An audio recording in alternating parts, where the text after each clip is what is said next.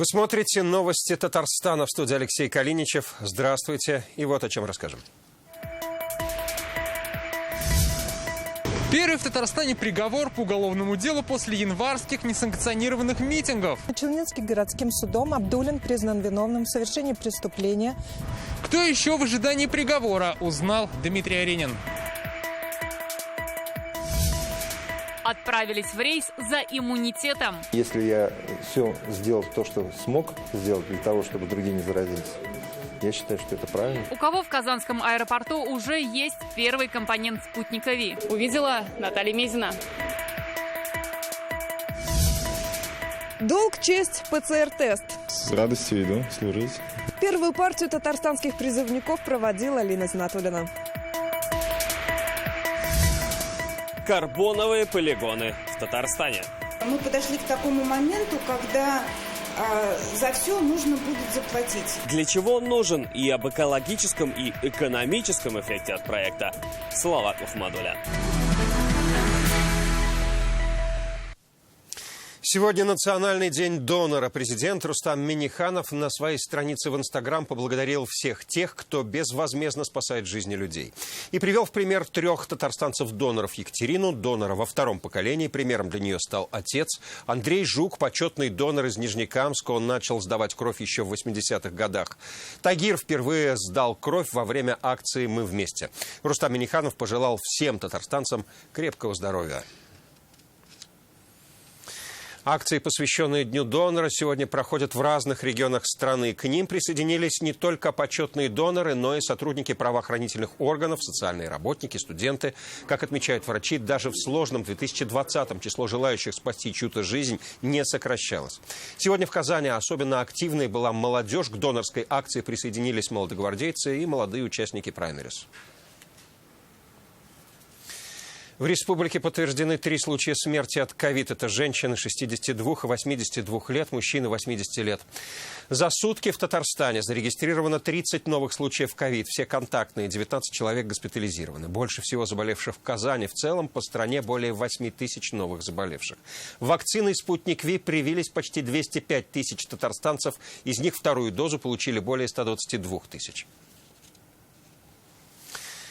Аэропорт Казани готовится к летнему сезону. Сотрудники воздушных ворот республики сегодня решили коллективно вакцинироваться. Это прежде всего забота о собственном здоровье и безопасность пассажиров. Как 100 работников аэропорта совершили свой антикоронавирусный рейс, увидела Наталья Мезина. Регистрация на внутренний рейс Казань-Спутник Ви открыта. Пассажиры с документами спешат занять очередь. Сегодня на вакцинацию отправляется сотня сотрудников Казанского аэропорта. Перед отправлением обязательный медицинский контроль. Температура, давление, сатурация – все должно быть в норме. В числе первых Назира Исоева. Она ежедневно напрямую контактирует с сотнями пассажиров. Сейчас чувствуется поток пассажиров.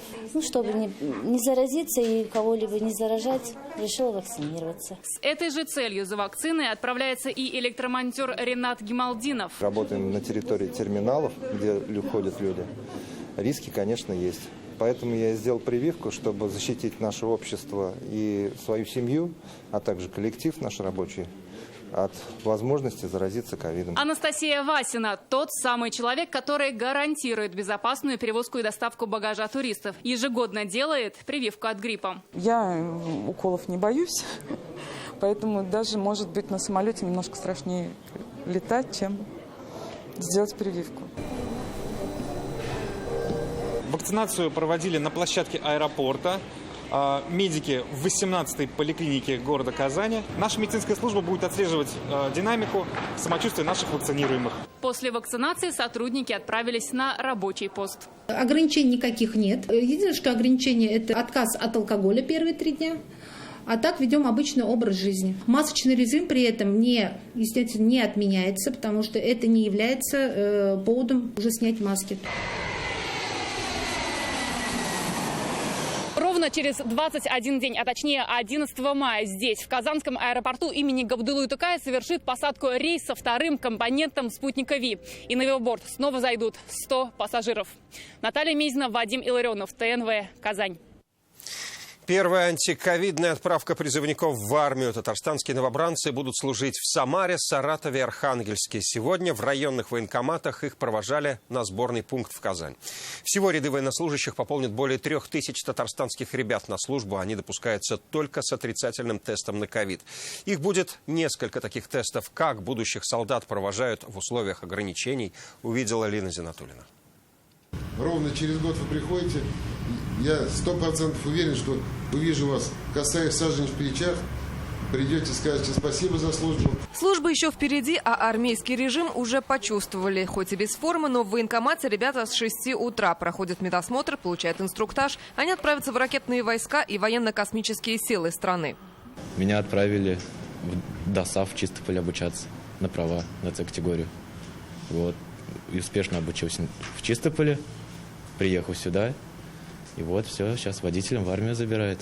Из 13 сегодняшних призывников почти у половины как минимум бакалавриат, 3 магистры, а кто-то в учебе сделал перерыв. Обучался в КФУ по специальности медицинской биохимии, был отчислен из-за академической задолженности. Восстанавливаться буду, продолжать обучение. Перед отправкой фото на память. Через год встретятся здесь же и надеются, что уже будут без масок. А пока тесты, дистанция, термометрия, отдельные входы для ребят и сотрудников. Ограничения и для родителей. Больше одного члена семьи не приглашать, на территорию не заходить. В нашей семье все служили. Вот сейчас его очередь. 3 детей у меня. Вот он самый старший, он будет примером для младших. Из военкомата Вахитовского и Приволжского района в Казани отправят 200 призывников, а со всей республики больше 3000. География на весь призыв, она абсолютно разнообразна. От Дальнего Востока до Калининграда и от Архангельска до юга нашей страны. Но сегодняшняя доставка преимущественно это город Самара, Саратов, Архангельск. Из районных военкоматов призывники отправляются в Республиканский центр «Патриот», где получают военную форму и проходят очередной тест на ковид. А послезавтра вся эта процедура ждет уже новых ребят, готовых отдать долг родине. Лина Зинатуллина, Данил Филатов, ТНВ «Казань». Столичный исполком сегодня отказал в проведении протестного митинга в Казани на площади Тысячелетия. В уведомлении организаторы указали дату публичного мероприятия – 21 апреля. Отказ обоснован тем, что оно было подано с нарушением утвержденных законом сроков, то есть менее чем за 10 дней до даты митинга. В исполнительный комитет города Казани 19 апреля поступило уведомление о проведении митинга 21 апреля 2021 года. Согласно требованиям федерального законодательства, уведомление должно быть подано не менее чем за 10 дней до дня проведения, в связи с чем проведение митинга является незаконным. Под следствием до сих пор находятся фигуранты уголовных дел, возбужденных после зимних несанкционированных митингов. Накануне мы говорили о первом приговоре в Татарстане. В Набережных Челнах осудили 25-летнего мужчину за призывы в соцсетях к беспорядкам во время митингов. Какое наказание он получил и кто еще ожидает приговора, расскажет Дмитрий Аренин. На скамье подсудимых 25-летний Альберт Абдулин. Как установило следствие, 21 января этого года молодой человек опубликовал в соцсетях текст с призывом к массовым беспорядкам, что потом подтвердила лингвистическая и психологическая экспертиза. Было возбуждено уголовное дело по 212 статье Уголовного кодекса. Абдулин свою вину признал полностью, заседание проходило в особом порядке. Соответственно, статье 61 УК РФ обстоятельствами смягчающими наказание суд признает в полной мере учитывает. Полное согласие с предъявленным обвинением вину содеянно признал и раскаялся, як исповедует. Решением суда Абдулина признали виновным. Его приговорили к ограничению свободы сроком на 6 месяцев. Набережно-Челнинским городским судом Абдулин признан виновным в совершении преступления, предусмотренного частью 3 статьи 212 Уголовного кодекса Российской Федерации. Ему назначено наказание в виде ограничения свободы сроком на 6 месяцев с возложением определенных ограничений. Ему запрещается посещать места проведения массовых мероприятий. Раз в месяц нужно отмечаться в УФСИН, не менять место жительства, работы и учебы и не выезжать за пределы города. Этот приговор стал первым в республике после январских несанкционированных акций. Своего вердикта уже в СИЗО Казани ожидают еще 2 человека. Насмотрелся пропаганды со стороны определенных групп и начал вести себя так же. По версии следствия, в феврале этого года 26-летний Ильнар Ефимов умышленно разместил в телеграм-канале 11 аудиосообщений. Они, как установила лингвистическая экспертиза, содержат признаки призывов к осуществлению экстремистской деятельности. Возбуждено уголовное дело по 280 статье Уголовного кодекса. Вообще желательно избегать подобных мероприятий, где тебя могут задерживать. Вот. И не лезть в пекло. То есть это устроено организаторами, которые на самом деле находятся за границей. Людей просто используют как пушечное мясо. По этой же статье и тоже в СИЗО, и тоже с похожей историей находится 25-летняя Камила Хайбуллина. Зашла в чат Навального, Казань. И дальше уже кто-то скидывал разные ссылки других групп. Переходила туда. Как считает следствие, в январе и феврале этого года девушка разместила в мессенджере 13 текстовых сообщений, в которых эксперты усмотрели признаки призыв к осуществлению экстремистской деятельности. Зная последствия своих действий, я бы никуда не пошла и ничего бы не писала абсолютно. Я бы не касалась этой темы совершенно. Я просто не знала последствий, что... Может, даже и знала, но не до конца осознавала, что это так все серьезно. И если это согласованная акция, конечно, пожалуйста. Я считаю так. Но если нет, то это противозаконно. Не стоит. Суды по этим делам должны состояться после завершения следственных действий. Ильнару Ефимову и Камиле Хайбуллиной грозят принудительные работы или лишение свободы до 5 лет. Дмитрий Аринин, Зуфар Давлетшин, Андрей Мохов, Игорь Романов, ТНВ, Казань, Набережные Челны. В Татарстане с начала противопожарного сезона зафиксировано более 400 очагов возгорания вблизи лесов. Их число увеличилось в 10 раз всего за 3 дня. Горячие точки отслеживают через спутник. Что делается в республике, чтобы не допустить горения леса и сухостоя? Об этом сегодня в Доме правительства рассказал глава Минлесхоза Равиль Кузюров. Ведомство заключило контракт с авиационным учебным центром, чтобы организовать авиапатрулирование. Также очаги возгорания будут отслеживаться с помощью квадрокоптеров. До 10 мая лесничие и полицейские будут проверять места массового отдыха людей. Запрещено сжигание сухой травы и мусора, а также приготовление пищи на кострах и мангалах в населенных пунктах, граничащих с лесом. Карбоновый полигон в Татарстане разместится на 2 площадках в Зеленодольском и Елабужском районах. Напомним, о его создании стало известно в начале марта во время визита в республику вице-премьера Дмитрия Чернышенко. Это пилотный проект. Карбоновые территории уже создаются в Чечне, Краснодарском крае, Калининградской, Новосибирской, Сахалинской, Свердловской и Тюменской областях. Для чего они нужны и как они повлияют на экологию, экономику и сельское хозяйство, расскажет Салават Мухаммадуллин. Еще со школьного курса биологии всем известно, что деревья поглощают углекислый газ. Только вот глядя на количество машин, развитие промышленного сектора, да и сельского хозяйства, даже не специалисту понятно, что природе сложно самостоятельно справляться с вредными газами. Как ей помочь? Ответ должны дать карбоновые полигоны. Это, по сути, территории с уникальной экосистемой. Здесь ученые проводят мониторинг, анализ и испытания по контролю выбросов и переработке вредных газов. Мы подошли к такому моменту, когда за все нужно будет заплатить. И за вот этот углекислый газ, который мы выделим, да, чтобы его утилизировать, мы должны будем затратить, опять же, какие-то деньги. И вот эти деньги хотят разделить на все товары, которые мы будем производить.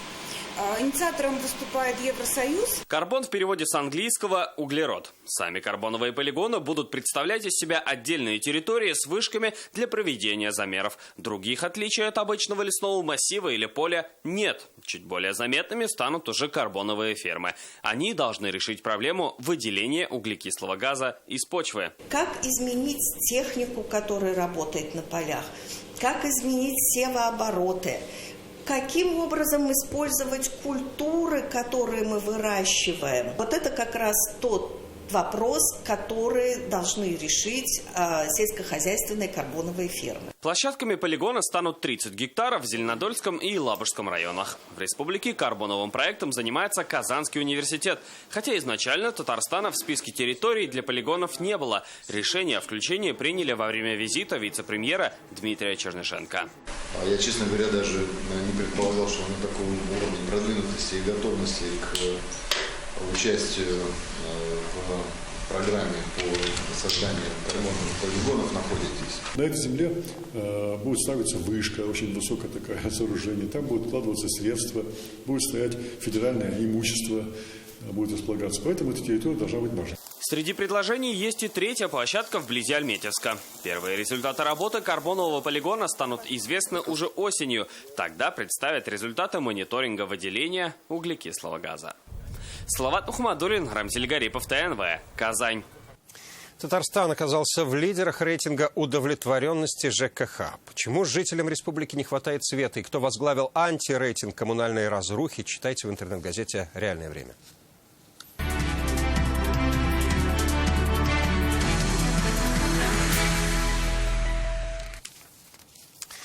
Рустам Минниханов обратился к патриарху Кириллу с просьбой осветить собор Казанской иконы Божьей Матери. Сегодня президент республики и патриарх всея Руси провели встречу в Даниловом монастыре в Москве. Рустам Минниханов и митрополит Казанский и Татарстанский Кирилл рассказали о завершении работ по воссозданию собора и подготовке к его открытию. Народов много, дружба одна. Сегодня в Буинском районе открылся 9-й по счету Дом дружбы народов. Церемонию посетил Фарид Мухаммедшин. Здесь же провели заседание Совета Ассамблеи народов Татарстана. Выезжая в районы, члены Ассамблеи изучают положительный опыт в межнациональных вопросах. Что увидели в Буинске, расскажет Рамиль Галиуллин. С русскими пустился в пляс, чувашам аплодировал, у азербайджанцев попросил рецепт пахлавы. В Буинском районе живут представители 30 национальностей. Теперь у них появился общий дом дружбы народов. Это 9-й Дом дружбы народов в республике. Здесь представлено все, чем живет многонациональный район. Театр проводит лаборатории. А это место притяжения всех народов, живущих в районе. Буинский драмтеатр. Раз в год на его сцене разворачивается большой интернациональный фестиваль. Играем спектакли и на русском языке, и на татарском, конечно. На татарском где-то 80% есть русское население, есть чувашское население. Здесь течет театральная жизнь, потому что мы сюда приглашаем все национальные театры Российской Федерации. Сохранением и развитием культур занимаются и в школах. В этой имени Руальда Сагдеева. Помимо основной учебной программы, факультативы с этнокомпонентом. Шьют и создают национальные костюмы, делают сувениры и учат готовить блюда разных народов. У нас обучается более 11 национальностей. Самые активные здесь это у нас татары, чуваши, русские, азербайджанцы. Обучаются таджики, греки, цыгане, евреи. Мы очень свято чтим традиции каждого народа. Живем мирно, слаженно. Интересуюсь традиционной культурой не только русских, хотя сам я русский, но и татар, кряшин, удмуртов, марийцев. О том, что именно со школы начинается дружба народов, говорят уже на заседании Совета Ассамблеи. Сегодня в районе обучение ведут на татарском, русском и чувашском языках. В районе функционирует 11 русско-чувашских школ, в которых обучается 627 обучающихся. Язык обучения с 1 по 4 классы чувашские, с 5 по 11 класс русский язык. В чувашских школах татарский язык изучается как учебный предмет, татарский язык как государственный. Как отметил Фарид Мухаммедшин, сегодня Буинский район – один из ярких примеров межнационального добрососедства. Здесь 4 национальные автономии, больше 60 фольклорных коллективов, а каждый 7-й брак смешанный. Подтянуть, заинтересовать, обозначить и поставить задачу повышение активности по межнациональному согласию и изучению родных языков в рамке объявленных президентом нашей республики Рустемом Нургалиевичем года родных языков и согласия. Очень интересные доклады, новые формы работы, которые мы увидели, услышали.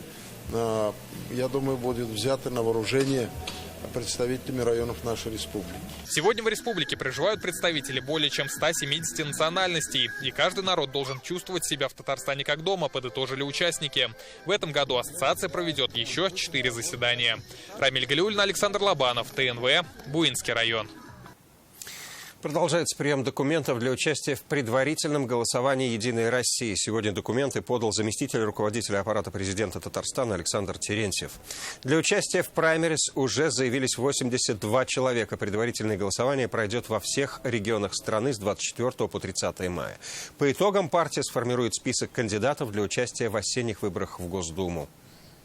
Любое мероприятие отборочное, оно позволяет внутренне собраться, проанализировать, что ты сделал, какие задачи стоят. Поэтому в целом, как для человека, курирующего внутреннюю политику достаточно долгие годы, для меня это такой достаточно важный шаг, ну и возможность в рамках общения с людьми, встреч, еще раз сверить те шаги, которые республикой предпринимались, с тем, чтобы в дальнейшем учитывать это в деятельности. Сегодня же Александр Терентьев встретился с экспертной группой Университета талантов. Он отметил, что с татарстанской молодежью нужно работать активно и защищать их интересы. Ребята Университета талантов поделились планами улучшения интернет-платформы центра, создать мобильное приложение на смартфон. В Набережных Челнах 9-й месяц дети не могут попасть на прием к неврологу. В Новошишминском районе женщины вынуждены добираться до роддома в соседние райцентры из-за отсутствия собственных отделений. В казанских детских садах жалуются на отсутствие медсестер. На вопросы татарстанцев сегодня в прямом эфире ответили депутат Госдумы Айрат Фарахов, министр здравоохранения республики, а также руководители региональных подразделений Росздравнадзора и Фонда соцстрахования. Так прошел круглый стол оперативного центра по работе с обращениями граждан. Новая система, созданная «Единой Россией», позволит поддерживать обратную связь с жителями, обрабатывать и анализировать актуальные проблемы совместно с экспертами и органами власти. Мы, с одной стороны, хотим сказать гражданам: мы вас слышим. И «Единая Россия», как ответственная политическая партия, она берет на себя эту ответственность, объединяет все вопросы. Но, с другой стороны, эти обращения помогут правильно развивать, в правильном векторе развивать здравоохранение. В этом году исполняется 100 лет со дня рождения героя Советского Союза Гази Загитова. Он одним из первых водрузил красное знамя победы над Рейхстагом в Берлине. Ко дню его векового дня рождения в родном районе героя Мишкина в Башкортостане откроют памятник. Гази Загитов стал прообразом монумента воину-освободителю, открытому к 75-летию Победы в Казани. О том, как помнят подвиг героя и чтят память о нем, в нашем следующем материале. От героев былых времен не осталось порой имен. В районном центре в селе Мишкино вовсю идут ремонтные работы. В парке в самом его центре установят памятник герою Советского Союза Гази Загитову. Постамент уже возведен, над самой скульптурой еще трудятся авторы. По эскизам это будет Гази Загитов, держащий в руках Знамя Победы. Мы будем открывать его 20 августа, в день его рождения, как раз к столетию. Будет у нас подготовлено, и это будет кульминацией всех тех мероприятий, которые мы запланировали провести в течение целого года. Большое празднование пройдет в родном селе героя Янагушева. Здесь он родился и вырос. Монумент, музей, улица, школа. Имя татарина Гази Загитова здесь звучит отовсюду. Такая же фамилия у половины жителей села. Ее они носят с гордостью и бережно хранят историю. Составляем электронный вариант родословной Загитовых общих. И начало родословной начинается начало 1600-х годов, это начало 17 века. О своем земляке здесь знает каждый, и каждый называет его героем. Он учился в нашей школе, был маленького роста, простой мальчишка, мечтал стать врачом. После школы поступил в Бирский медицинский техникум, но на втором курсе обучение стало платным. Семья была бедной, оплатить учебу не могли. В 1940 году его призвали в армию, служил в Прибалтике. В войне он участвовал с первых ее дней. Один брал в плен 10 фашистов и до своего главного подвига не раз поражал врага на поле боя. До штурма Берлина у старшего сержанта Загитова уже были орден славы 3-й степени, медали за отвагу и за боевые заслуги. 30 апреля 1945 года в 22 часа 30 минут он одним из первых водрузил Знамя Победы над Рейхстагом в Берлине. Батыргам. Я живу на улице, где родился и вырос Гази Загитов. Для меня это большая честь. Каждый год мы ходим на кладбище к могиле Гази Загитова и чистим ее, то есть устраиваем субботник. Для нас это очень важно, потому что это такой важный человек. Благоустроить это Гази Гуляканик. Мы планируем благоустроить могилу Гази Загитова. Нашелся и спонсор. Надеемся до конца мая все сделать. Гордимся нашим земляком. Он еще вернулся в родное село после войны. Женился, родился сын, появилась дочь. Работал Загитов в колхозе, а затем председателем местного самоуправления. Но жизнь его была короткой. Он погиб в ДТП в 32 года. О его подвиге стало известно в начале 2000-х. К 75-летию Победы в Казани установили 10-метровый памятник, прообразом которого и стал герой Советского Союза Гази Загитов. Вероника Гайнудинова, Милауша Латыпова, Рузель Имамов, ТНВ, Башкортостан. Это все новости к этой минуте. Больше новостей в наших аккаунтах в интернете. До встречи и всего доброго.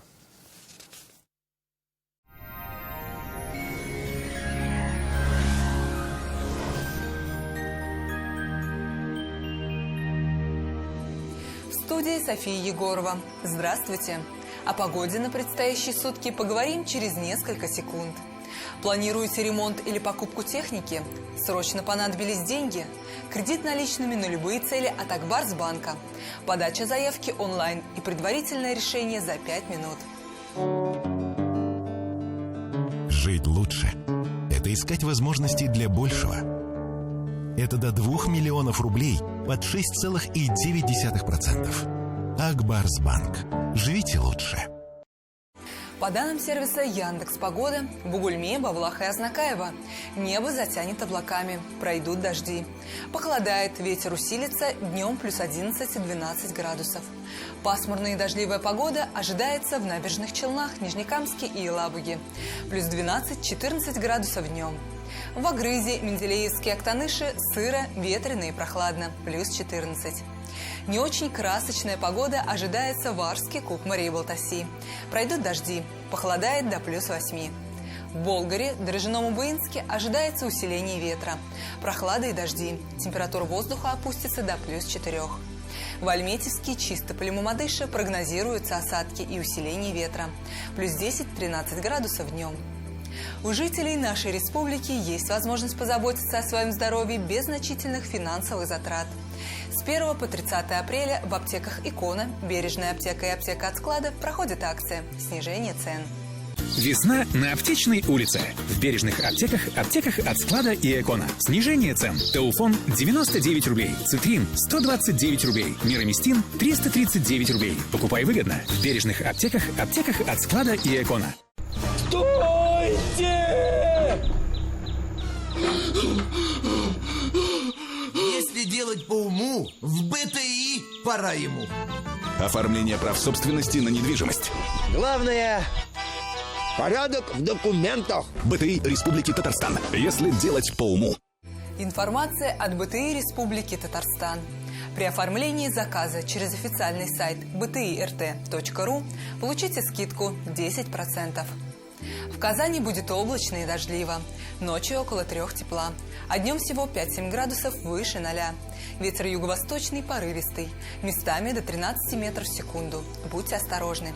Атмосферное давление 758 миллиметров ртутного столба. Влажность воздуха 58%. Магнитное поле Земли спокойное. Лечим варикоз быстро и без боли, без операции. Клиника лазерной хирургии, варикоза нет, на Достоевского 40 в Казани.